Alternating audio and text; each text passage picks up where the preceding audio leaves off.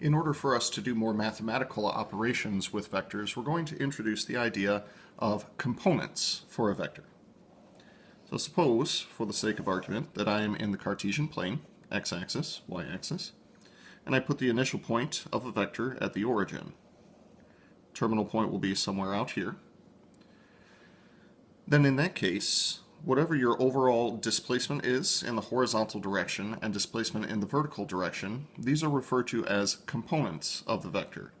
What I'm going to do is refer to this as A1 for the horizontal and A2 for the vertical, and refer to this as the vector A. So A1 represents the horizontal displacement,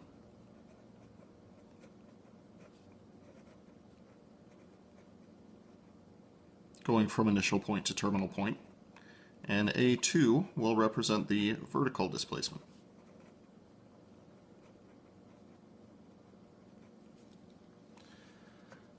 Now, if you know the horizontal and vertical displacement, then you can name the vector A as what appears to be an ordered pair, but rather than using traditional parentheses around it, we're going to use these nice pointy brackets. These are called vector brackets. It's to distinguish the difference between a vector and a typical ordered pair.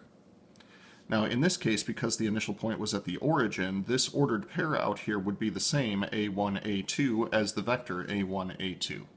But generally speaking, the initial point doesn't have to be the origin. So let's say, for the sake of argument, that we have a point, and we'll call it P1. We'll call that x1, y1. And if point Q is the point x2, y2, then the way that you can create this vector, PQ, initial point P, terminal point Q, will look very similar to what we see in the slope formula. Always take terminal minus initial for each of these two components. The terminal point in this case is Q because that's the side that the arrow points to. The initial point is P. So for the x coordinate, this would be x2 minus x1. And for the other, that would be y2 minus y1. So let's consider an example where we're actually throwing some numbers in here. So for example, let's say that we have initial point P, and we'll make that the ordered pair 2, 3.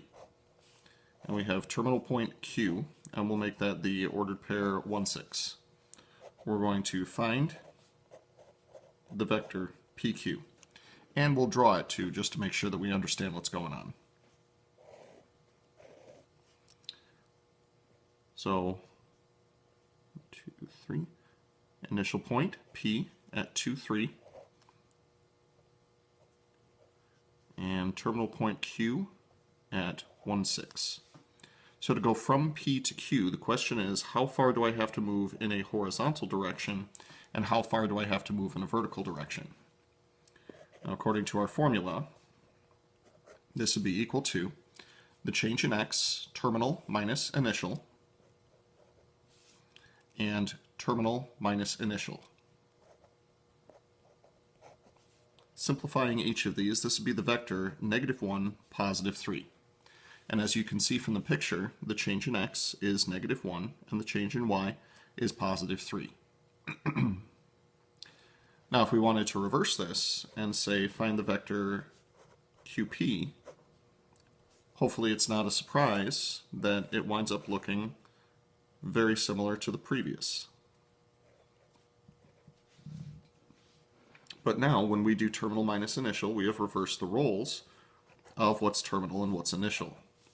So now terminal minus initial is going to be 2 minus 1, and terminal minus initial is going to be 3 minus 6. The result is going to be 1, -3. It's the same vector, same magnitudes, just pointing in the opposite direction.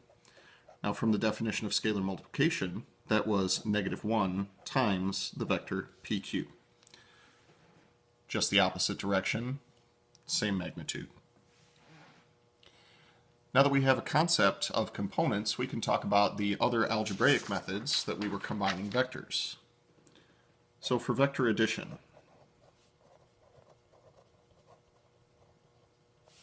I'm going to define two vectors. We'll say vector A has components A1 and A2, and vector B has components of B1 and B2. Vector addition can now be accomplished in the following fashion.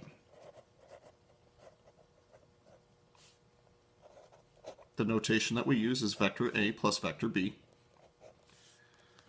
Take the corresponding components and add them together, placing them in the same position. So for the horizontal component, that'll be A1 plus B1 and A2 plus B2. To give a geometric version of what's going on, if we have vector A and vector B, and I'm interested in adding these together,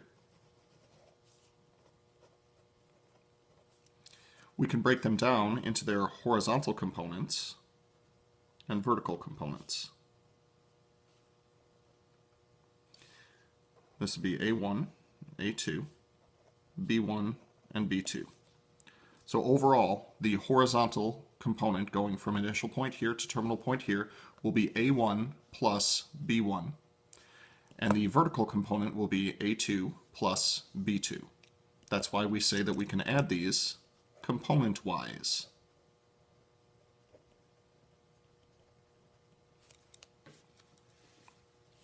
As far as scalar addition is concerned, let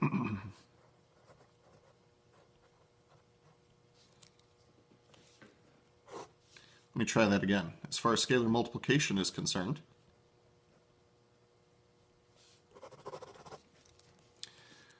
we're going to say let C be a scalar.